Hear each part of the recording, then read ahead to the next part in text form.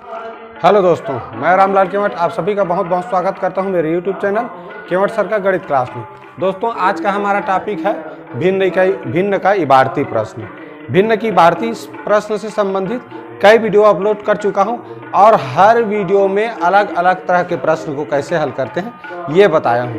तो आप लोग भिन्न की इबारती प्रश्न से संबंधित जो टाइटल वाला जितने भी वीडियो मिलेंगे आप सबको देखिए, क्योंकि हर वीडियो में अलग अलग टाइप के प्रश्नों को शामिल किया गया है और किस तरह उसको हल करते हैं ये बताया गया है।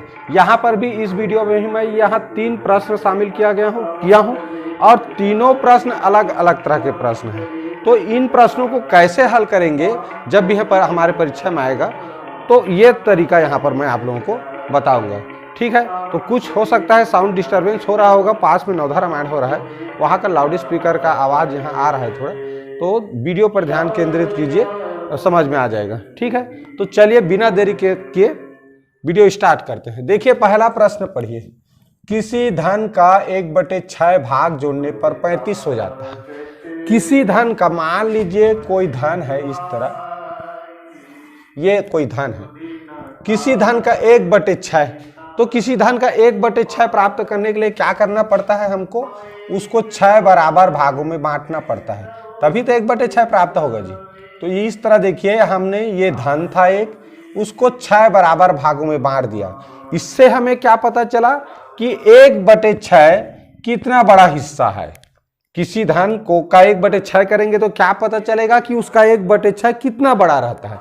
अब देखिए, लिखा है 1/6 जोड़ने पर, तो ये वह धन है और इसका 1/6 जान डाले कि इतना बड़ा है, तो इतना ही बड़ा और हिस्सा इसमें जोड़ दिए ये। तो यहाँ तक देखिए, यहाँ तक वह धन है जिस धन के बारे में हमको जानना है, जिसको 6 बराबर भागों में बांटे। 6 बराबर भागों में बांटे तो हमें पता चला कि 1/6 इतना बड़ा होता है, 1/6 इतना बड़ा हिस्सा है। अब इसमें का हर टुकड़ा क्या है? 1/6 है, ये भी ध्यान में रखो। यही टुकड़ा 1/6 नहीं है, इसमें का हर एक टुकड़ा 1/6 है। किसी भी एक टुकड़ा को हम 1/6 कह सकते हैं। अब 1/6 जोड़ने पर लिखा है, तो इतना ही बड़ा देखो और बगल में जोड़ दिए तो जोड़ने पर 35 हो जाता है कहा है, तो मतलब यहां से यहां तक 35 हो जाता है। ये कह रहा है 1/6 और जोड़ दिए इसमें, तो ये क्या हो गया? 35 हो गया। तो बताओ 35 में 35 कुल कितने बराबर भागों में बटा है? देखिए 7 बराबर भागों में बटा है। 1 2 3 4 5 6 7। तो एक भाग कितना बड़ा है कैसे जानेंगे? 7 से भाग करेंगे, 7 एकम 7, 7 पंचे 35, माने हर एक भाग 5 के बराबर है। हर एक भाग कितना है? 5 के बराबर है। 5 के बराबर है। तो पूछा है वह धन, किसी धन का 1/6 भाग जोड़ने पर 35 हो जाता है, तो वह धन क्या है ये पूछा है। वह धन क्या है? तो बताइए धन कहां से कहां तक था, जिस धन के बारे में जानना है, ये 6 हिस्सा। तो 5 5 5 5, इस तरह 5 को 6 बार जोड़ने के बजाय 5 से 6 का गुणा कर दो जी, क्या हो गया? 5 6 का 30। तो अतः वह धन कितना है? 30 है। और 30 के 1/6 हिस्सा कितना है? 5 है, तो इसको देखो जोड़ रहे हैं तो 35 प्राप्त हो रहा है। ठीक, तो इस तरह से आसानी से हम पता कर सकते हैं। ठीक है, आशा है ये अब आप लोगों को समझ में आ गया होगा। तो इस तरह के प्रश्न को बनाने के लिए हमेशा इस तरह चित्रात्मक विधि का प्रयोग करेंगे, बल जल्दी बन जाता है। देखिए प्रश्न दूसरा, देखिए प्रश्न दूसरा क्या लिखा है? किसी धन का 1/6 भाग उसके 1/8 भाग से 24 अधिक है। 24 अधिक है। तो इस तरह के जब भी प्रश्न आएंगे, कोई धन है उसका 1/6 भाग उसके 8 भाग से, तो जिसके भी लिखा हुआ है जिस भाग से कितना अधिक है या कितना कम है, अधिक है रहेगा तो हम इसको यहां जोड़ेंगे, यहां /1 से लिखना है। वो संख्या को क्या मानना है?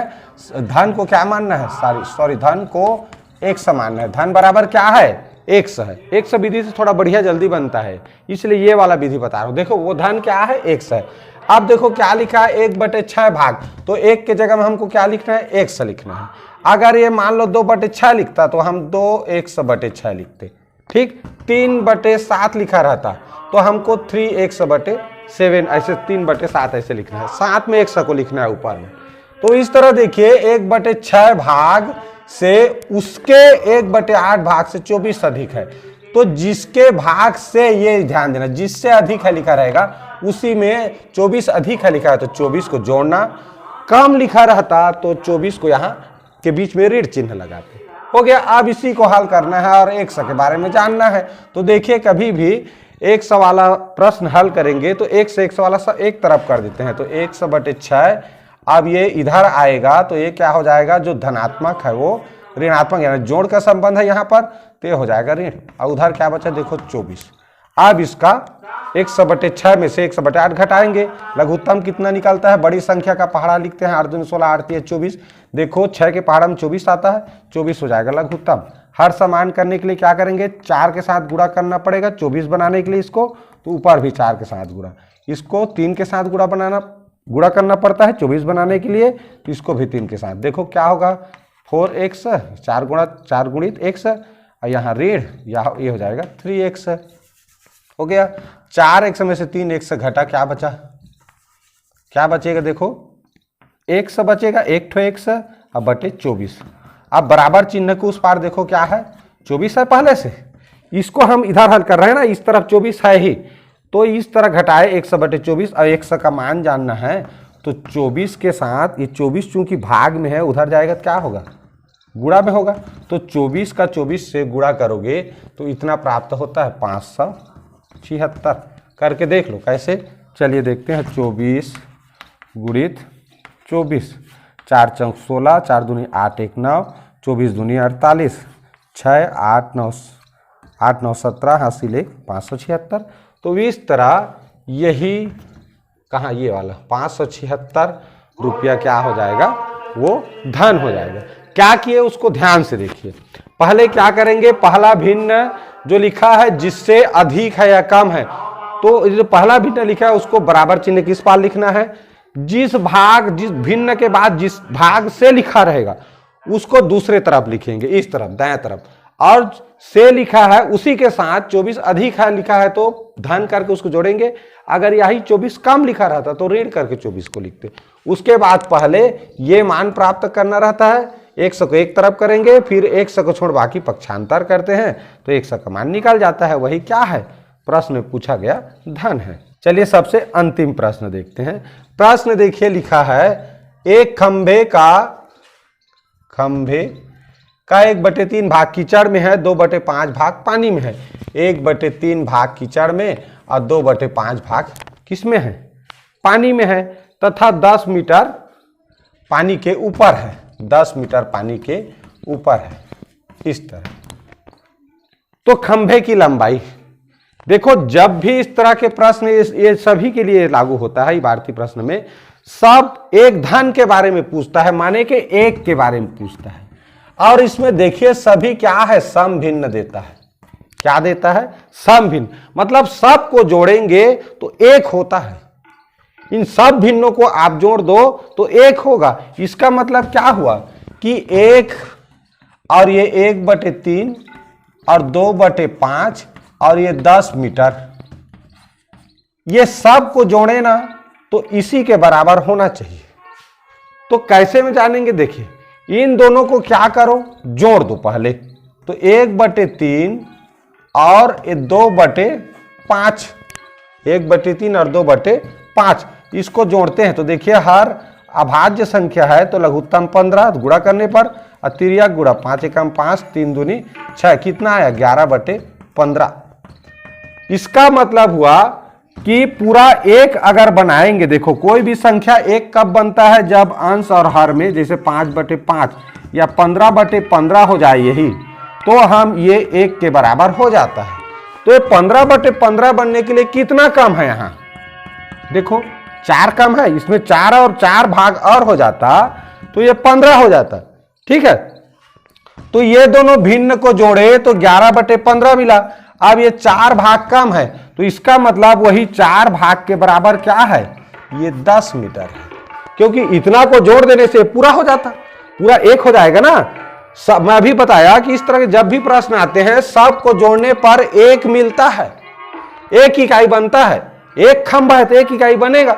अब इसको अगर एक इकाई में से घटा दिए देखो तो ये 15/15 होता है एक इकाई। अभी बताए हैं किसी भी भिन्न का अंश हर समान हो तो एक बन जाता है। तो ये एक बनने के लिए 4 अंश अभी कम है। अब वही इसी को जोड़ेंगे तो पूरा एक के बराबर होगा। तो ये 4 भाग के बराबर 10 है। तो एक भाग के बराबर कितना होगा? 10/4 होगा। अब कुल कितना भाग है देखो, ये 15 भाग है। जो लघुत्तम निकाले रहते हैं उतना भाग में बंटा है बांस। तो 15 भाग बराबर तो क्या होगा?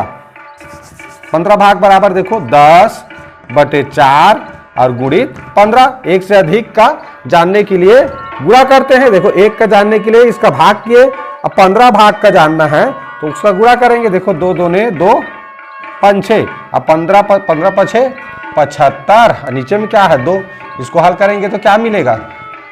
2 37 सही 1/2। चलिए देखिए 75 को 2 से भाग करते हैं, यहाँ कर लेते हैं। 75 को 2 से भाग करते हैं, 2 तिया 6 बचेगा 1, 2 7 14, क्या बचा 1। तो इस तरह 37 सही 1/2। यही आंसर इसमें कहाँ है? ये सी वाला आंसर सही है। ठीक, तो जब भी इस तरह के प्रश्न आएंगे हमको क्या करना है? जो भिन्न दिया है उसको जोड़ दो, और हर को देखो, हर अंश को देखना है। हर जितना बड़ा बनाने के लिए कितना कम है, तो जितना कम है उतना ही के बराबर उसमें जो भी मान दिया रहता है इधर संख्या के रूप में वो होता है। अब यहीं से काम करना है ऐकिक नियम का। अब ऐकिक नियम कैसे करते हैं? अधिक का पता है 4 भाग का, तो एक भाग का जानने के लिए इसका भाग कर देते हैं, फिर अधिक चूंकि कुल 15 भाग में बटा है तो 15 का भाग का जानने के लिए गुणा कर दिए। इस तरह गुणा करने पर वो आंसर आ जाता है। ठीक है, आशा है यह वीडियो आप लोगों को अच्छा लगा होगा, और अच्छा लगा होगा तो प्लीज़ लाइक करना मत भूलिए। थोड़ा सा साउंड डिस्टर्बेंस ज़्यादा हो रहा है इसलिए अभी मेरा वीडियो बनाने में कंसंट्रेशन नहीं हो पा रहा है। तो भी अगर वीडियो अच्छा लगा होगा कुछ भी तो लाइक ज़रूर कीजिएगा, और जो भी कुछ कमेंट करने लायक लगे तो कमेंट करके ज़रूर बताइए। पूरा वीडियो देखने के लिए बहुत बहुत धन्यवाद, और अगर चैनल में नए हैं तो सब्सक्राइब जरूर कर लीजिए।